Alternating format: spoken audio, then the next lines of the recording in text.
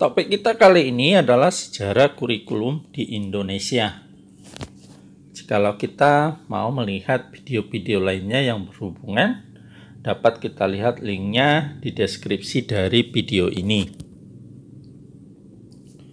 Kurikulum adalah seperangkat rencana dan pengaturan mengenai tujuan, isi dan bahan pelajaran, serta cara yang digunakan sebagai pedoman penyelenggaraan pembelajaran untuk mencapai tujuan pendidikan tertentu. Kurikulum memiliki 5 komponen utama, yaitu pertama tujuan, kedua isi atau materi, ketiga metode atau strategi pencapaian tujuan pembelajaran, keempat organisasi kurikulum, dan yang kelima evaluasi.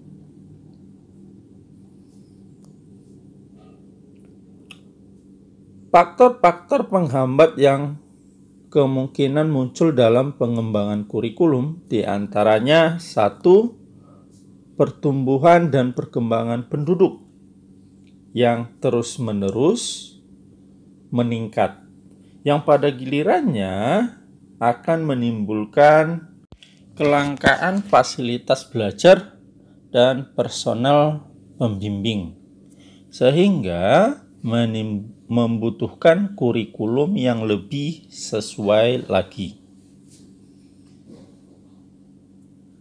Nah, sedangkan faktor penghambat yang kedua adalah perkembangan ilmu pengetahuan dan teknologi menuntut penyesuaian kurikulum agar masyarakat kita tidak ketinggalan dengan bangsa lain, terutama dalam hubungan pergaulan dengan bangsa-bangsa lain di dunia. Faktor penghambat ketiga adalah aspirasi manusia semakin berkembang luas berkat kebebasan berpikir dan mengeluarkan gagasan dan konsep perlu mendapat penyaluran yang wajar agar sesuai dengan norma-norma dan nilai-nilai agama dan kebangsaan. Hal ini mendorong perbaikan dan pengembangan kurikulum. Faktor penghambat yang keempat adalah dinamika masyarakat yang disebabkan oleh berbagai faktor, menyebabkan gerakan masyarakat baik vertikal maupun horizontal membawa pengaruh besar, artinya bagi pengembangan pendidikan. Dalam suatu sistem pendidikan, kurikulum itu sifatnya dinamis, serta harus selalu dilakukan perubahan dan pengembangan agar dapat mengikuti perkembangan dan tantangan zaman. Meskipun demikian, perubahan dan pengembangannya harus dilakukan secara sistematis, terarah, dan tidak asal berubah. Sejarah kurikulum di Indonesia sudah melalui perjalanan yang sangat panjang. Pada kesempatan ini kita akan mengurai beberapa perkembangan kurikulum atau beberapa kurikulum yang telah pernah digunakan di Indonesia. Yang pertama adalah kurikulum 1947 atau sering disebut dengan Rencana Pelajaran 1947. Kurikulum pertama yang lahir pada masa kemerdekaan memakai istilah dalam bahasa Belanda Leerplan, artinya rencana pelajaran. Istilah ini lebih populer dibandingkan istilah kurikulum dalam bahasa Inggris.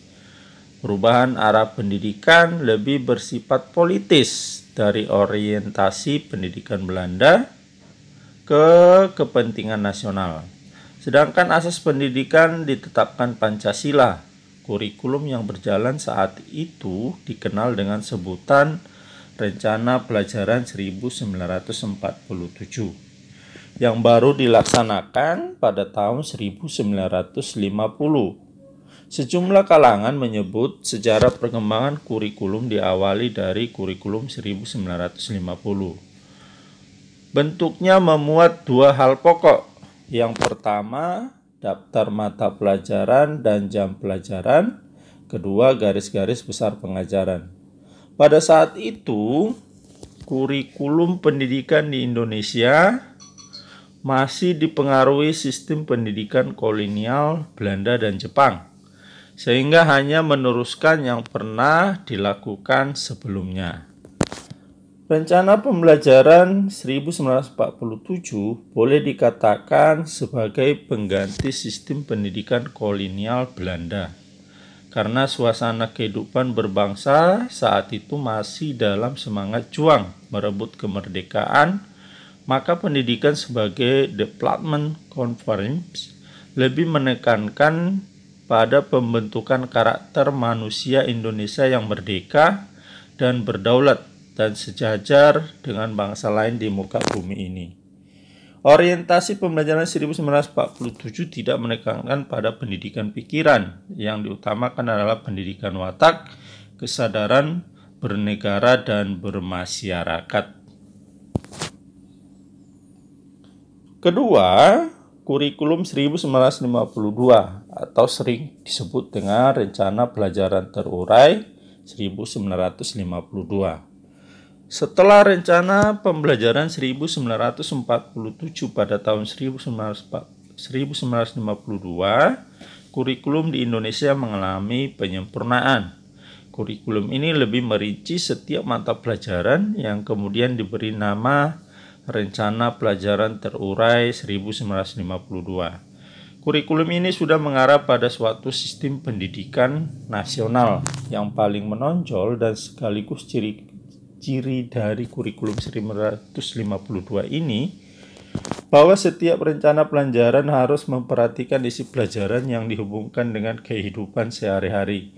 Silabus mata pelajarannya menunjukkan secara jelas bahwa seorang guru mengajar satu mata pelajaran. Yang ketiga, kurikulum 1964 atau sering disebut Rencana Pendidikan 1964. Usai tahun 1952 menjelang tahun 1964, pemerintah kembali menyempurnakan sistem kurikulum di Indonesia. Kali ini diberi nama Rencana Pendidikan 1964. Pokok-pokok pikiran kurikulum 1964 yang menjadi ciri dari kurikulum ini adalah bahwa pemerintah mempunyai keinginan agar rakyat mendapat pengetahuan akademik untuk pembekalan pada jenjang SD, sehingga pembelajaran dipusatkan pada program Pancawardhana, yaitu pengembangan moral, kecerdasan emosional, dan jasmani. Ada yang menyebut bahwa Pancawardhana berfokus pada pengembangan daya cipta, rasa, dan karsa, karya, dan moral. Mata pelajaran diklasifikasikan dalam 5 kelompok bidang studi, yaitu moral, kecerdasan, emosional, keprigelan atau keterampilan, dan jasmania. Yang keempat, kurikulum 1968. Kelahiran kurikulum 1968 bersifat politis, mengganti Rencana Pendidikan 1964 yang dicitrakan sebagai produk Orde Lama. Dari segi tujuan pendidikan, kurikulum 1968 bertujuan bahwa pendidikan ditekankan pada upaya untuk membentuk manusia Pancasila sejati, kuat dan sehat jasmani, mempertinggi kecerdasan dan keterampilan jasmani, moral, budi pekerti, dan keyakinan beragama. Dalam kurikulum ini tampak dilakukannya perubahan struktur kurikulum pendidikan dari Pancawardhana menjadi pembina jiwa Pancasila. Pengetahuan dasar dan kecakapan khusus kurikulum 1968 merupakan perwujudan dari perubahan orientasi pada pelaksanaan Undang-Undang 1945 secara murni dan konsekuen. Kurikulum 1968 menekankan pendekatan organisasi materi pelajaran, kelompok pembinaan Pancasila, pengetahuan dasar, kecakapan khusus. Mata pelajaran dikelompokkan menjadi 9 pokok. Jaujak menyebut kurikulum 1968 sebagai kurikulum bulat, hanya memuat mata pelajaran pokok saja. Muatan materi pelajaran bersifat teoritis, tidak mengaitkan dengan permasalahan faktual di lapangan. Yang kelima, kurikulum 1975. Kurikulum 1975 menekankan pada tujuan agar pendidikan lebih efektif dan efisien. Latar belakang lahirnya kurikulum ini adalah pengaruh konsep di bidang manajemen, yaitu MBO atau Manajemen by Objective yang terkenal saat itu. Metode, materi, dan tujuan pengajaran dirinci dalam prosedur pengembangan sistem instruksional atau PPSI yang dikenal dengan istilah satuan pelajaran, yaitu rencana pelajaran setiap satuan bahasan. Setiap satuan pelajaran dirinci menjadi tujuan instruksional umum atau TIU, tujuan instruksional khusus atau TIK, materi pelajaran, alat pelajaran, kegiatan belajar mengajar, dan evaluasi. Kurikulum 1975 banyak dikritik. Guru dibuat sibuk menulis rincian apa yang akan dicapai dari setiap kegiatan pembelajaran. Keenam, kurikulum 1984 atau sering disebut dengan kurikulum 1975 yang disempurnakan. Kurikulum 1984 mengusung proses skill approach. Meski mengutamakan pendekatan proses, tapi faktor tujuan tetap penting. Kurikulum ini juga sering disebut kurikulum 1975 yang disempurnakan. Posisi siswa ditempatkan sebagai subjek belajar dari mengamati sesuatu, mengelompokkan, mendiskusikan, hingga melaporkan. Model ini disebut cara belajar siswa aktif atau CBSA dan Student Active Learning atau SAL. Konsep CBSA yang elok secara teoritis dan bagus hasilnya di sekolah-sekolah yang diuji cobakan mengalami banyak deviasi dan reduksi saat diterapkan secara nasional. Sayangnya, banyak sekolah kurang mampu menafsirkan CBSA. Yang terlihat adalah suasana gaduh di ruangan kelas, lantaran siswa berdiskusi di sana-sini, ada tempelan gambar, dan yang menyolok guru tak lagi mengajar model berceramah. Akhirnya, penolakan CBSA bermunculan.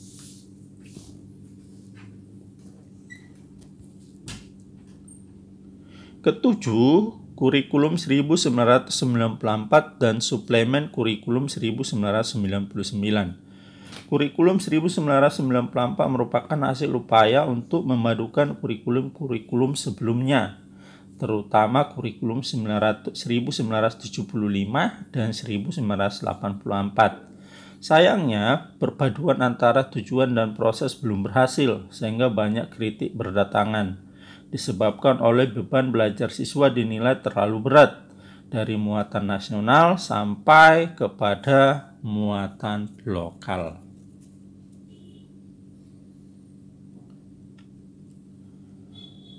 Materi muatan lokal disesuaikan dengan kebutuhan daerah masing-masing, misalnya bahasa daerah, kesenian, keterampilan daerah, dan lain-lain.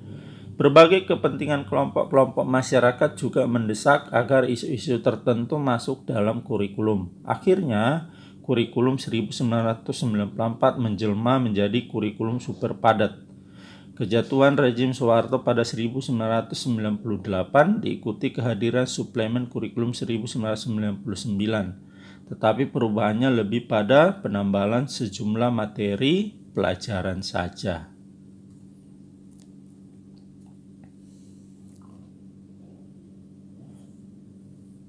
8. Kurikulum 2004 atau sering kita sebut dengan KBK, yaitu kurikulum berbasis kompetensi. Sebagai pengganti kurikulum 1994 adalah kurikulum 2004 yang disebut dengan kurikulum berbasis kompetensi atau KBK. Suatu proses pendidikan berbasis kompetensi harus mengandung 3 unsur pokok, yaitu pemilihan kompetensi yang sesuai, spesifikasi indikator-indikator evaluasi untuk menentukan keberhasilan pencapaian kompetensi, dan pengembangan pembelajaran. KBK memiliki ciri-ciri sebagai berikut: menekankan pada ketercapaian kompetensi siswa baik secara individual maupun klasikal, berorientasi pada hasil belajar atau learning outcomes, dan keberagamaan. Kegiatan pembelajaran menggunakan pendekatan dan metode yang bervariasi. Sumber belajar bukan hanya guru, tetapi juga sumber belajar lainnya yang memenuhi unsur edukatif. Penilaian menekankan pada proses hasil belajar dalam upaya penguasaan atau pencapaian suatu kompetensi. Struktur kompetensi dasar KBK ini dirinci dalam komponen aspek kelas dan semester. Keterampilan dan pengembangan dalam setiap mata pelajaran disusun dan dibagi menurut aspek dari mata pelajaran tersebut. Pernyataan hasil belajar ditetapkan untuk setiap aspek rumpun pelajaran pada setiap level. Perumusan hasil belajar adalah untuk menjawab pertanyaan apa yang harus siswa ketahui dan mampu lakukan sebagai hasil belajar mereka pada level ini.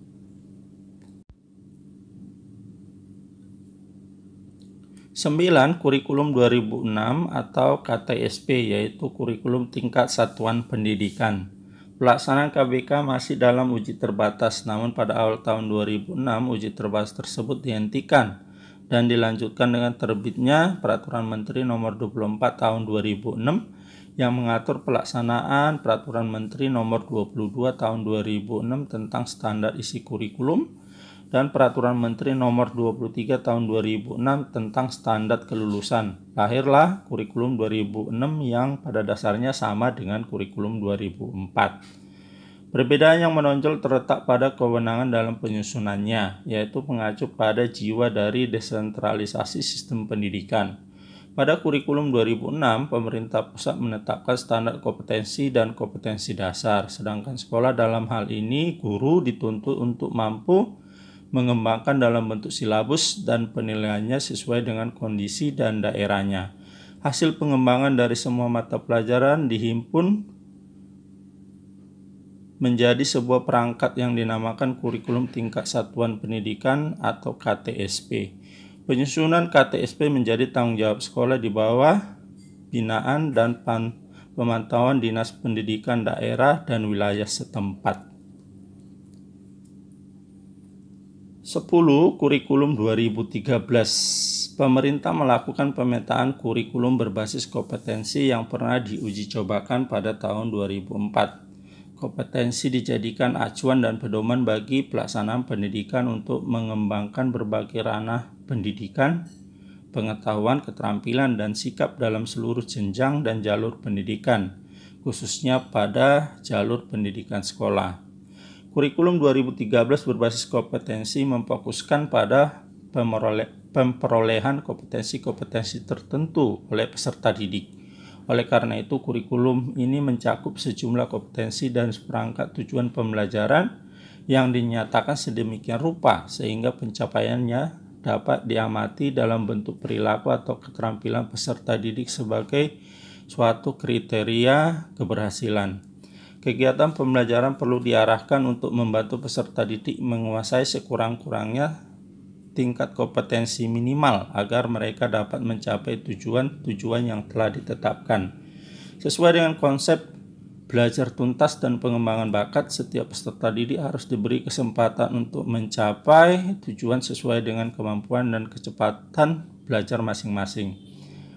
Tema utama kurikulum 2013 adalah menghasilkan insan Indonesia yang produktif, kreatif, inovatif, afektif melalui pengamatan sikap, keterampilan, dan pengetahuan yang terintegrasi. Untuk mewujudkan hal tersebut dalam implementasi kurikulum guru dituntut secara profesional merancang pembelajaran secara efektif dan bermakna. Secara konseptual bahwa kurikulum yang kita miliki sudah sangat baik, namun kelemahan dari kurikulum kita saat ini ialah pada aspek implementasi dan mengenyampingkan peran guru dalam perubahan kurikulum. Kita lebih konsen pada aspek-aspek isi kurikulum itu sendiri. Perlu disadari bahwa implementasi kurikulum merupakan bagian integral dalam pengembangan kurikulum karena ia merupakan bentuk aktualisasi dari kurikulum yang direncanakan. Untuk itu, dalam pelaksanaan kurikulum dibutuhkan konsep-konsep, prinsip-prinsip, prosedur, pendekatan strategis. Keberhasilan pelaksanaan kurikulum terutama sangat ditentukan oleh strategi yang digunakan, yang meliputi penanganan terhadap faktor-faktor tertentu, misalnya kesiapan sumber daya, sarana prasarana, strategi belajar mengajar, faktor masyarakat, dan lain sebagainya. Beberapa faktor penghambat kurikulum yang pertama adalah faktor yang bersumber dari birokrasi, terutama ada harapan dan perlakuan yang berlebihan dari kalangan birokrat mengenai peranan kurikulum dan unsur guru dinomorduakan. Kedua, faktor yang bersumber dari penyusun kurikulum, terutama karena lemahnya dasar-dasar filosofis dan psikologis dalam penjabaran kurikulum. Ketiga, faktor yang bersumber dari pelaksana kurikulum, terutama karena tingkat kompetensi dan profesionalisme yang kurang mendukung di tingkat kalangan guru. Yang keempat, faktor yang bersumber dari ekosistem pendidikan, terutama karena tidak kuatnya dukungan sosial dan ketersediaan infrastruktur pendidikan pada satuan pendidikan. Link video lainnya dapat kita lihat di deskripsi dari video ini jikalau kita mau melihat video-video yang lainnya. Sampai ketemu kembali di topik-topik berikutnya hanya di channel Pelita Pengetahuan. Mohon di-subscribe bagi kita yang belum pernah men-subscribe-nya. Mohon di-like jika video ini kita rasakan bermanfaat. Mari juga kita aktifkan loncengnya untuk mendapatkan video-video terbaru lainnya yang bermanfaat. Dan mari juga kita men-share atau membagikan video ini supaya orang lain juga merasakan manfaatnya. Akhirnya kami sampaikan sekian dan